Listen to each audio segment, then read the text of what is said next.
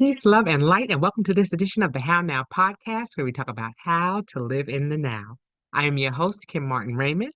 I'm a minister, spiritual life coach, author, holistic nutritionist, and founder of Redefining You, LLC, where I help my clients to realign themselves, mind, body, and spirit. And welcome to today's show. If this is your first time joining us, welcome to the How Now family. Be sure to go to my website, www.hownowpodcast.com. Click on your favorite podcast platform and be sure to like, follow, share, and subscribe. You can go to the bottom of the page and click on the banner for this week's show, and it'll take you to the How Now YouTube channel, where you can find different playlists on things that are going on in my now. Again, make sure that you like, follow, share, and subscribe. And don't forget to click that notification bell so you always know what's happening in the now. Again, that's www.hownowpodcast.com. So let's get into today's show where we are talking about the last of the three toolboxes that we've been sharing over the last few weeks, and that is our mental toolbox. Okay, this year, 2024, I said my mantra for this year is rehabilitation and restoration. And we've talked about how you have to have particular tools in your toolbox when you're talking about restoring and being in a place of restoration and rehabilitation. So, in doing that, every tool that you have is not going to meet every need. So, I've identified three toolboxes that we can use to assist us as we go on our wellness journey. And in the first week, which was a couple of weeks ago, we talked about our spiritual toolbox and the things that we needed that would help us in times of spiritual distress. What can we reach back to? What can we, rely on to help us to get through that time? Then we also talked about our physical toolbox and the importance of having things in there when we're talking about our physical body and talking about our wellness, things that we take into our body. Those things are important as well. And finally, today we're going to talk about our mental toolbox and the things that we need to go in there. But one thing that I wanted to preface before we dive into our our mental toolbox is that even though we have the tools, it doesn't mean that we always know how to use them. So as we're preparing and as we're making our toolboxes, we have to keep in mind that sometimes it requires us to ask for help. Again, think about your car. If you have your car and you have a tire iron or you have your spare tire or you have your jumper cables and things in your car, it doesn't mean that you always know how to use them. And it may require you to ask for assistance. So know that even though you have these toolboxes and it's a way of us preparing ourselves in the instance that something may occur, we may also have to ask for help. And that may come in the form of a friend, mentor, a medical professional. There are all different ways in which we can, obtain assistance when we need it.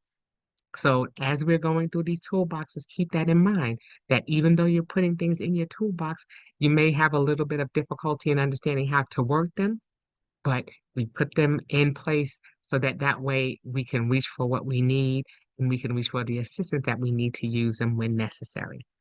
So, with that being said, let's dive into our mental toolbox.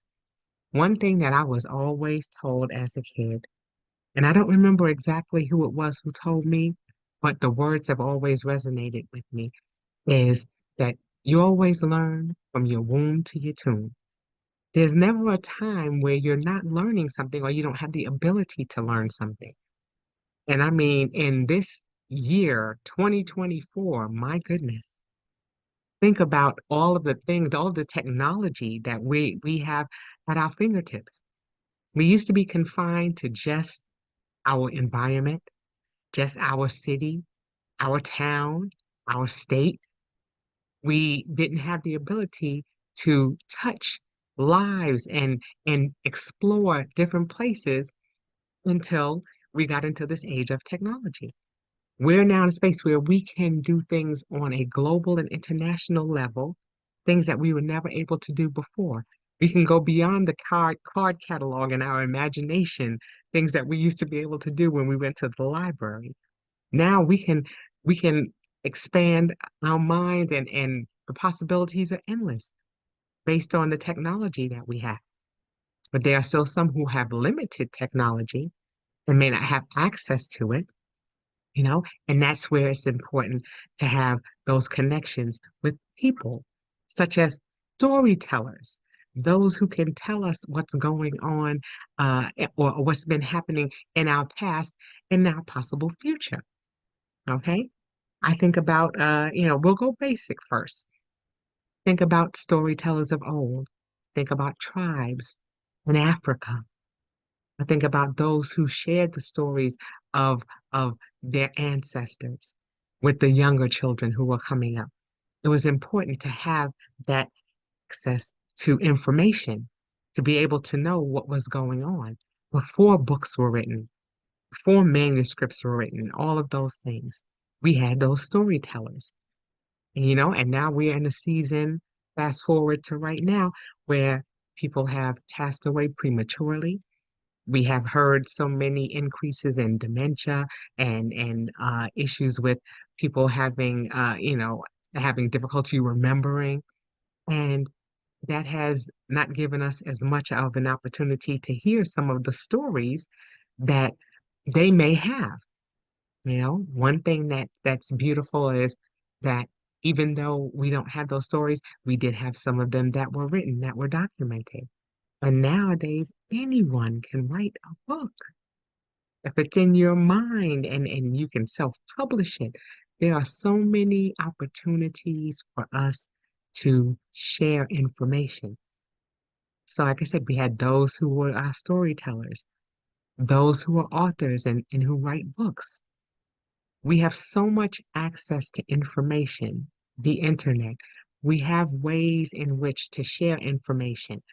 We have modes of transportation that allow us to travel worldwide, internationally, to be able to share information with others, even when we don't have the technology. We can go with our words and with a passport or with a airline ticket to anywhere in the world and share information. But the beautiful thing again is that we learn from our womb to our tomb. You know, we are told in the Bible to be childlike. Okay. And think about children and what they ask all the time. It's always why? Why do we have to do this? Why? Think about our millennials. Why? Everything is why.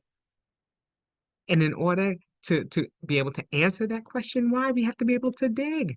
We have to be able to search information, and we have it at our fingertips. And we can't take that for granted. We can't, for those who have limited access, and those of us who do have access, we can't take advantage of what we are privileged to have. We have laptops and tablets and all other kinds of devices, our cell phones, and things that can provide information. So we're always today years old learning something that we never learned before.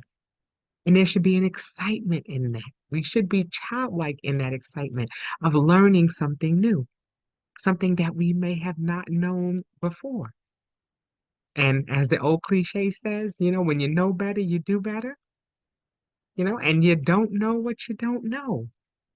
And so we have to be in a space of having an open mind and a positive mindset to receive the things that are going on around us.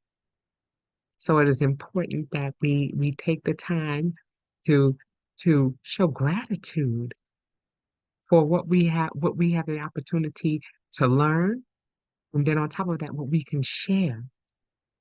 Because it's not just a matter of taking in information, you know.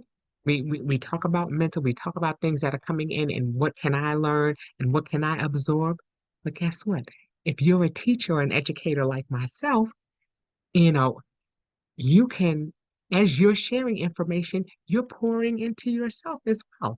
Because you got to retain that information and master that information within your mind, and then you can go out and share that. That's where the growth comes in at, because as you're continuing to share that information that you took in, you're growing yourself.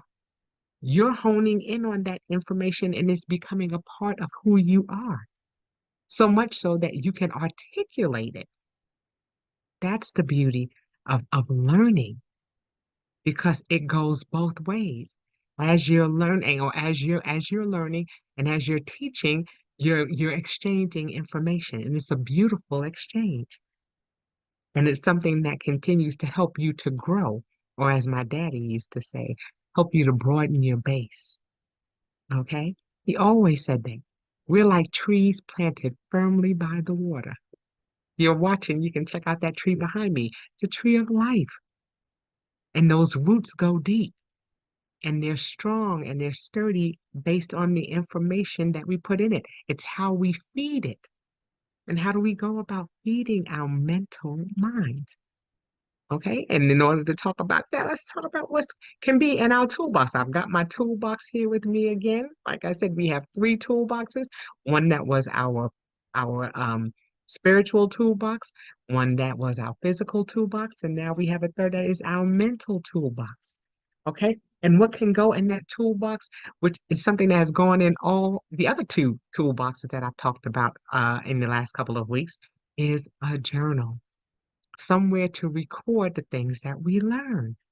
You know, because if you're a person like me who's a little older, who's in her 50s, who is perimenopausal, can't remember anything, I have to write things down. I have to be able to write things down so that I can retain them. That's how I learn. But everybody has a different way of learning. But if you want to put things in your toolbox, one thing that you can put in there is a journal. If it's difficult for you and you're not a person who writes, then use your technology, use your phone, use the voice recorder on there and record things that way so that you can go back and hear them again. Sometimes when we hear it in our own voice, it it hits different, you know, because we all learn and gather information in different ways. Sometimes we can hear the same message, but if it's said by a different person, it like I said, it hits different. It's your connection with that person. It's the way in which they share that information. Some people are tactile learners, some people are, auditory learners. They learn in different ways. And so we have to use what's best. That's why, again, we said these toolboxes are so personal. It's your personal toolbox to fill it the way that is comfortable for you. You want tools in your toolbox that once you learn how to use them, they're comfortable in your hand. They're comfortable in your mind. They're comfortable in your spirit. They're there. And there's something that you can go back and rely on because you've used them before or because you're the one that put them in there. You're the one that chose them. That's the beauty of the toolbox, being able to make it your own. And so as you're filling your toolbox, as you're finding those things that work for you, then you'll be more inclined to go back and use it because you'll have a familiarity with it. Okay. So, like I said, you can use your journal or you can use your technology and your voice recorder and be able to record the things that you want to do as you're learning things, as you're retaining things, as you're learning new things. If it's something that's difficult to remember, start to write those things down so that way you can go back and you have a point of reference. Another thing that can go into your to your mental toolbox is memories. And that's a huge one because we learn sometimes from our experiences, good, bad, or indifferent. Sometimes it may be a negative experience. And if we remember what we did to resolve or to come out of that place, that's something that can go into our toolbox because we may have to reference that later. Think about when you were a child and you went to go and put your hand on that hot stove. It burned, right? And you drew your hand back and you knew, okay, I know next time that area there can get hot. And if I put my hand up there, I can injure myself. That goes into your mental toolbox. So the next time you're walking by that stove, you're going to look and see, oh, wait, let me make sure it's not hot. Let me make sure that I'm not going to burn myself. Let me step back. So you have things that are happening, the experiences that you have that can go into your toolbox that will remind you of things that happened in the past. And then, it's not to dwell on the negative, but to glean from it, to pull from it what it was that you needed to pull that's going to help you or to educate you for the next time that it happens. Because there are things that happen in our lives repeatedly. And as they're happening, you want to be able to say, okay, I want to do better the next time. Or what did I learn from this?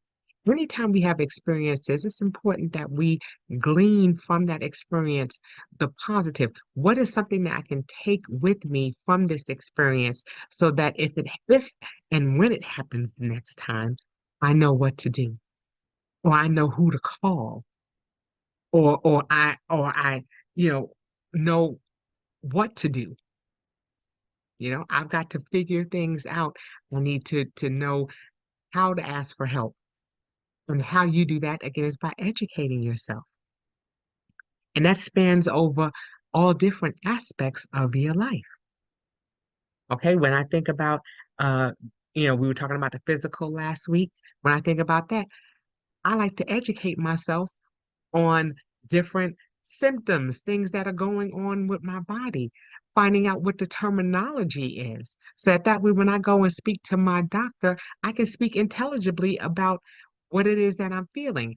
Or I can use some of the terms that they have and just say, okay, well, what does this mean? I don't know what that means. Can you break that down for me? It's about asking the questions. That's something that goes in your toolbox too. And ask, okay? You want to know what's going on? Ask somebody if you're not clear. If you're reading it and it doesn't seem to make sense, find out who does know. And it's not always your family member. You're not going to ask Uncle Charlie about finances if he's not a banker or if he doesn't work in finance. Make sure you're going to someone who has experience in what it is that you're seeking knowledge in. And then tap into that person to ask your question.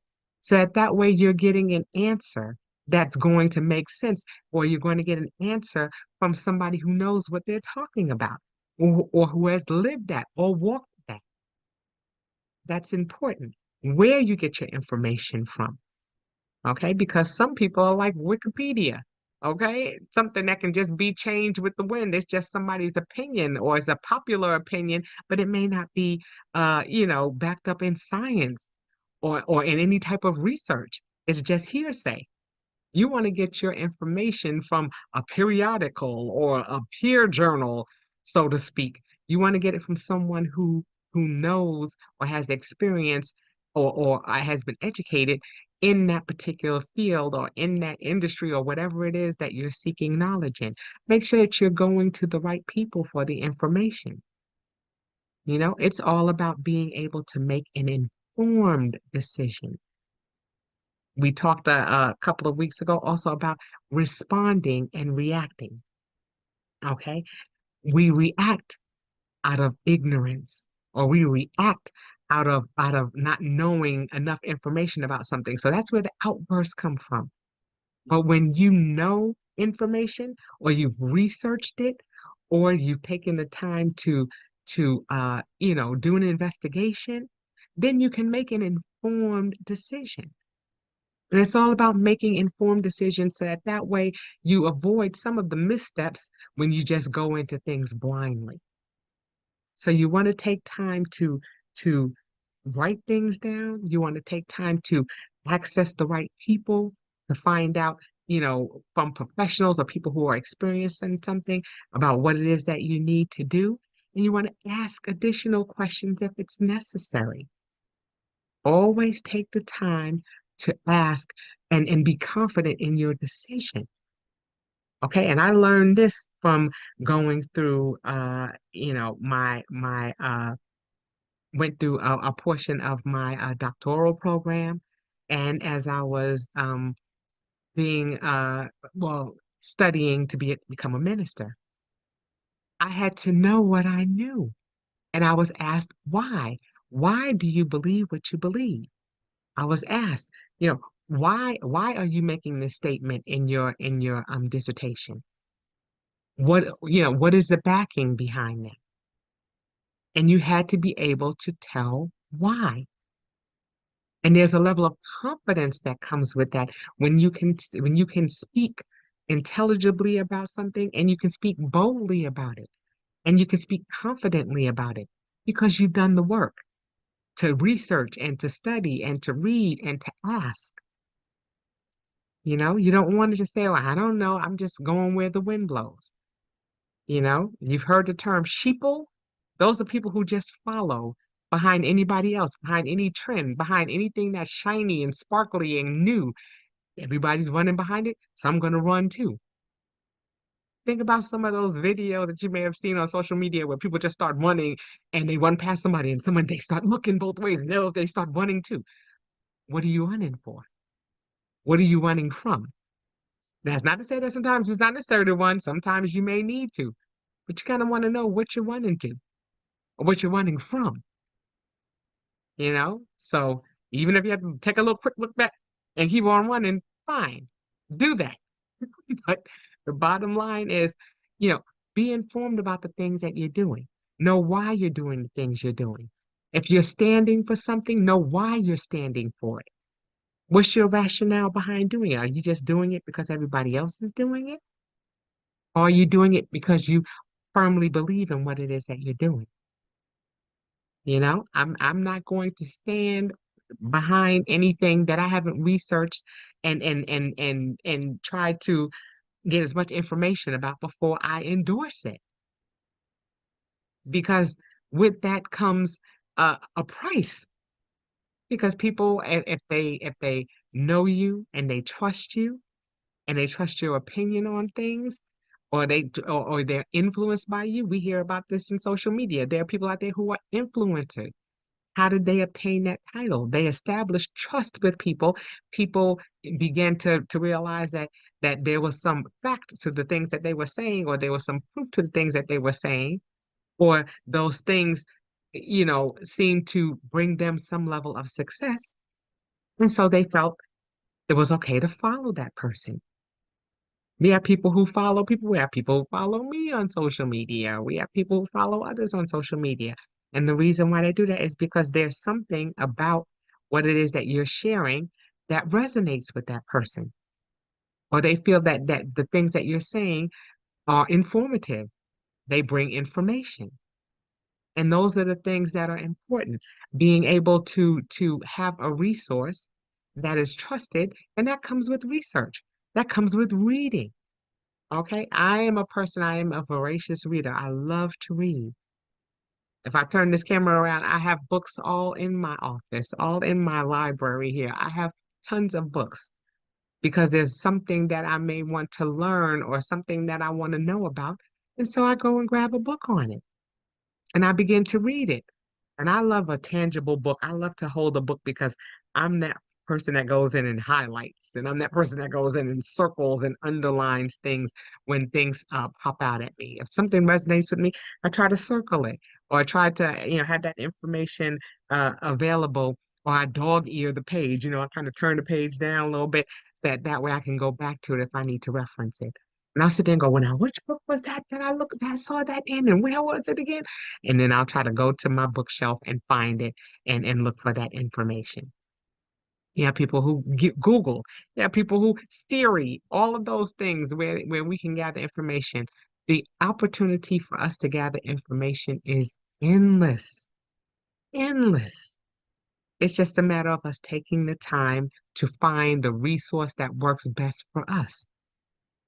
Like I said, there are people who are not, they're like, look, I don't like books. You can put $1 million in a book. I'm never going to pick up that book because I'm not interested in books. You have people who are like that. They're just not book people. Okay. They may like audio books. They may not like to read them, but they like to listen to them.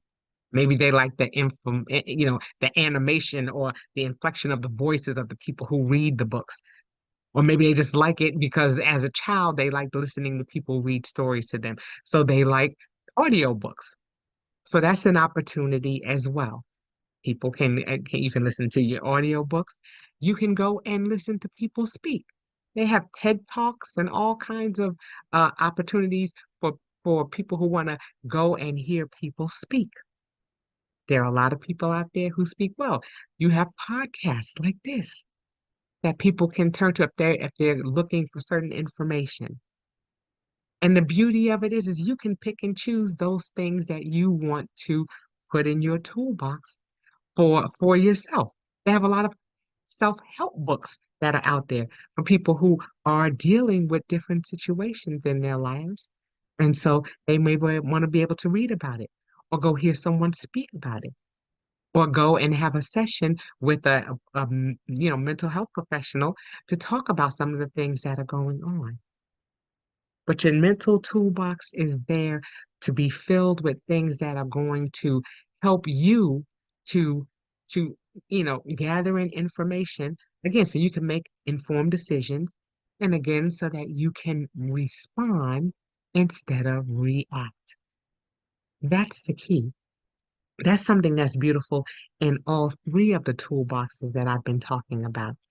You want to be able to pull things that you need and then be able to say, okay, this is the information that I needed for this particular event in my life.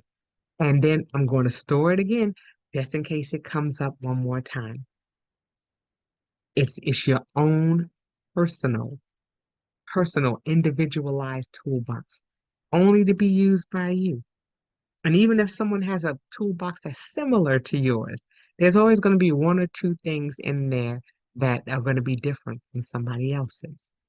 Okay? It may start with some basic things, like we said in all of them, a journal, a pen, and in our spiritual one, a Bible, in our physical one, we talked about having a tape measure, and our mental one, we can talk again about having some type of technology, something, video, voice recorder to record those things that we need. There are so many ways for us to be able to gather information, things that start out baseline like that, and then we just build from there. We're always building and growing. And again, like I said, broadening our base. That means expanding our knowledge. That means growing those roots that are back there in that tree so that way we can stand a little stronger. When we lack information or knowledge, there's a bit of our trunk to that tree back there is weak, it's thin, it's easily broken because there's nothing in it that we're standing firm on. But as we learn and as we grow and as we gather information, the hope is that the roots to the tree of life, our bodies, can stand a little stronger and a little firmer because we are confident in what it is that we believe. But there's also that open mind that we talk about as well, because sometimes we learn information and we think that it's something that is correct, and then we find out a little later down the road that it's not quite what we thought it was. This happens all the time, especially in nutrition. You hear about all these fad diets and you hear about eat this, don't eat that, do this, don't do that. Then 10 years later, after they've done all kinds of research and studies, then all of a sudden it's like, wait a minute, no, we don't do that anymore. Don't eat chocolate, don't eat chocolate. Oh, drink red wine. Red wine. Oh, nope, don't drink red wine. It's not good for you. They go back and forth. So sometimes we have to be a little open-minded so that way, when new information is brought to surface, we're not so stubborn and saying, well, no, I've been doing it this way all my life, and if it ain't broke, don't fix it. That is acceptable in some realms, okay? But sometimes, yes, where it may be okay to do something, and I'll give you an example.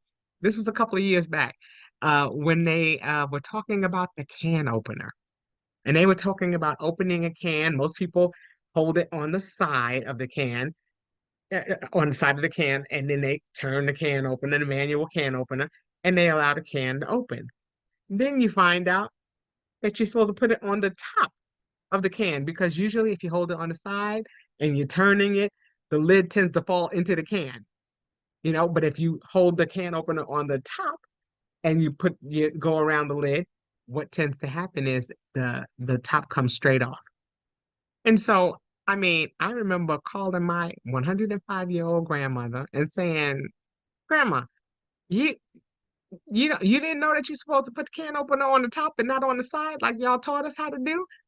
And she said no. And I mean, and we laughed about it. But what's interesting is even when you held it on the side, it still opened the can, right? Even though the lid went inside, you made sure that you cleaned off the top of the lid, which you should have done in the first place, right? You cleaned off the top of the lid, and if it fell in, you just took your little fork and poked it out, and then you went on about your business. It still opened the can, but there was a better way to open the can, but you didn't even have to worry about it falling in there. So you see, there's like another cliche. There's more than one way to skin a cat. Absolutely. But if there's a better way to do it, and you choose to implement it, then go ahead and implement it. But these are things that are wonderful. You hear on social media, I was today years old when I learned this or that. There's some level of excitement to me, about that. I learned something that I didn't know before because we don't know everything. Again, we learn from our womb to our tomb. There's always something that we're going to learn if we open our minds to it. If we're closed-minded and we don't go anywhere and we're just constantly sitting in our homes confined and we're not tapping into technology to bring us out into the world, if it's available to us, we're limiting our possibilities to learn and to grow.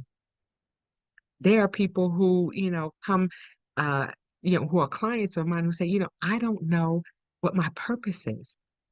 It may just be that you haven't been introduced to it yet.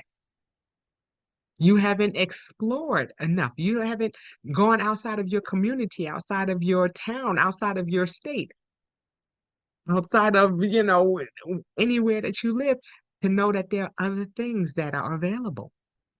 I didn't know anything about coaching. I thought the only coaches were like sports. And I had a friend of mine who said, You make a great coach. And I was like, Girl, have you seen my body? I was, 250 pounds. I was like, Coach, what? Played the clarinet. So, it's just things like that. I was like, what are you talking about? And she's like, no, Kim, like a coach. And I'm like, well, what does that mean? And I had to go and do the homework. And when I researched it and learned what a coach was, I was like, oh, do this all the time. This is something that I've been doing for a better part of my young adult life. So I was like, oh, wait a minute. You can make a career out of it. It was something that I did not know. I had to be introduced to it. And sitting in my own shell and in my own world, I would have never been able to be privy to that. So sometimes it's just a matter of, I wonder what's going on in the world. Sometimes it's as simple as just going into Google and saying, what's trending and see what's out there. You know, what do people do when whatever, fill in the blanks and see what people do. You know, is there a career based on doing X, Y, and Z? Find out. Think of a question that you may have in your mind or something that you're curious about and Google it and see what they say and see what comes up.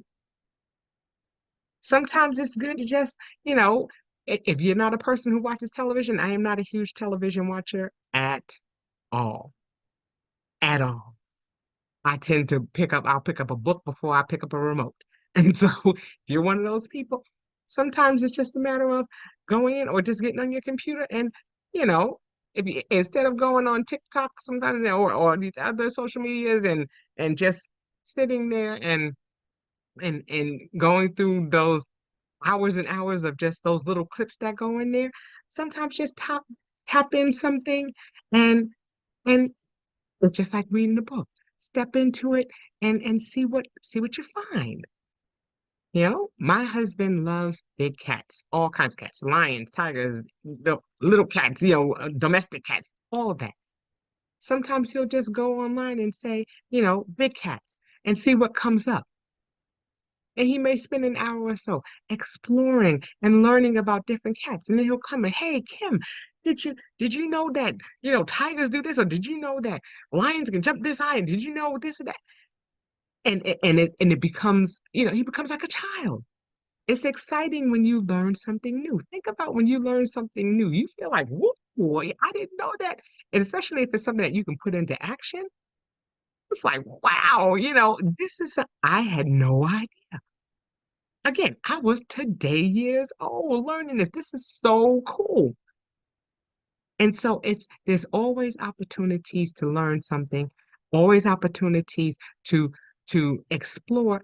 And as you're doing that, you may find your purpose. You may find something that resonates with you. You may find something that excites you and makes you want to go out and explore a little bit more about it, or to join forces with someone who is doing that thing that you were interested in. As we open ourselves up to technology, as we open ourselves up to the things that are out there and exploring our world and partnering with others and having conversations, there's so many ways in which we can fill our mental toolbox. It's just but it starts, with us. It starts with us. It starts from within. We have to have a desire to want to explore, to be curious. And there's nothing wrong with being curious. Think about that book that you read when you were a child, Curious George. Always getting in stuff, okay? He got into a little bit of trouble, but there was always something to be learned in that experience. So again, fill your toolbox with experiences. Make sure that you have something to document those experiences that you can go back and tap into them as you need them. And as you learn better, again, start doing better. But leave your mind open to the fact that things change. And just like we have all of these wonderful things that were created for us, those people who were trailblazers, think about the Wright brothers who, flew airplanes. Now you have airplanes that can fly, you know, into other countries and things that they were just barely flying from one field to the next. But there's always a way to build on what it was that was learned. There are so many opportunities for you to build and to grow, for you to add more roots to your tree. So you stand a little stronger, a little taller, a little firmer. And it's not that as soon as the wind blows, you're swaying from left to right because you have no direction. Take the time to begin to plant your feet, dig those roots in, and begin to stand firm on the things that you believe in. Know why you believe what you believe. If someone asks you a question and wants to know, well, why do you think this is a good product? Or why do you think that this is something that's good to do? Can you answer that question? Can you answer that question with confidence? Or are you open-minded enough to say, well, you know what? I don't really know enough about that, but I'm going to check it out. And when I find out, I'm going to come back and share that information. And again, that's the beauty of learning, that you can learn something and then you can turn around and master it and teach it to someone else. Or you can expose someone else to it and then you can learn together. It's a beautiful, beautiful thing when we put our minds together, the things that we can come up with, the creativity. Again, even if you like social media and you're limited in looking at it, or you shouldn't be, y- you will see that there are so many creative people out there that come up with things that will tickle your funny bone. Okay. I'm guilty as charged. I'll go in and I'll flip through every now and then and see things that just split my sides. I'm like, I'm gonna fall out of this bed laughing. This is too funny. There are a lot of creative, beautiful minds out there. And we don't want to take those things to the cemetery with us. Okay. We want to be able to share them so that others can pick up the mantle and carry those things that we're learning and that we're sharing with the generations that are coming after us. It's so important that we keep knowledge going and that we don't limit that knowledge. And we're seeing a lot of that. I had the privilege of sitting in a round table not too long ago where we were talking about people being authors. I've written a couple of books and we were talking about books being banned in certain areas, certain books where certain content's being banned. And that's something that is horrifying to me because we never want to limit anybody's ability to learn something based on someone else's biases. That's something that we don't want to see happen. I don't want to see that happen. I don't want my grandbaby to be, not be exposed to all that is out there for her to be exposed to because we have, the opportunity to think freely. But we want to be able to make informed decisions, and we can't make informed decisions if we're limited in what it is that we know. Because what we're going to do is we're going to make a decision based on, what's right in front of us. And that may not be enough. So we want to make sure that, you know, as time is passing, we're sharing information with others and that we're not keeping it to ourselves. So if there's things that you are learning and things that are bringing value to your life, share those things with others. Encourage them. Let them know where you found out that information and then let them learn it for themselves. I've been doing a Tuesday where I've been sharing scripture, and towards the end of each one of those little episodes that I do, I say, if this has resonated with you, I say, take a deeper dive, pull out your study Bible, pull out information, and learn what was going on. What was the background behind this? What was it that you learned, or what was it that happened, so that way, you can put it into its proper context. Okay. And then that way you can make it your own. You understand it for yourself. And then it's something that can go into your toolbox. See how that works? Just like you have people who are plumbers and things like that, they have all the tools that they need. They've taken time to study which tools work and which ones don't. What is a better product and what isn't? What type of screws can you use with this? And is there an alternate that you can use? So those are all things that you think about as you're building your toolboxes, whether it be your spiritual, whether it be your physical, or whether it be your mental toolbox. What are you putting in there to make it your own? And are you polishing those things up when they start getting a little rusty? Or if the information gets outdated and you learn something new, are you going in and making the necessary replacements that you need to make? It's a living thing that is constantly changing. Just like your wellness journey is a journey, it doesn't end. There's always another little twist or turn. There's always something new. There's always something that's growing. There's always another little sprout or a little branch or a little something that's coming out of there that's going to help you to stand a little stronger and stand a little firmer. That's going to help you to be the best version of yourself. Okay, so it's been wonderful to share about these toolboxes. And as we go through the year, and as I have additional guests that come on my show, I'll be sure to say, okay, this is something that you can put in your spiritual toolbox. This is something that you can put in your mental toolbox. This is something you can put in your physical toolbox. I'll put out little reminders like that to let things that you can put into your toolbox that may be helpful, things that resonate with you. But remember, it is going to be your own. Again, this has been awesome. I hope that it has been something that's been informative for all of you who have listened over the last few weeks about the different toolboxes. And we'll continue to share information so that as I grow and I learn and I experience things, I can share them with you. Again, all so that we can make informed decisions and so that we can respond as opposed to reacting. Okay, so like I said, get your toolbox ready.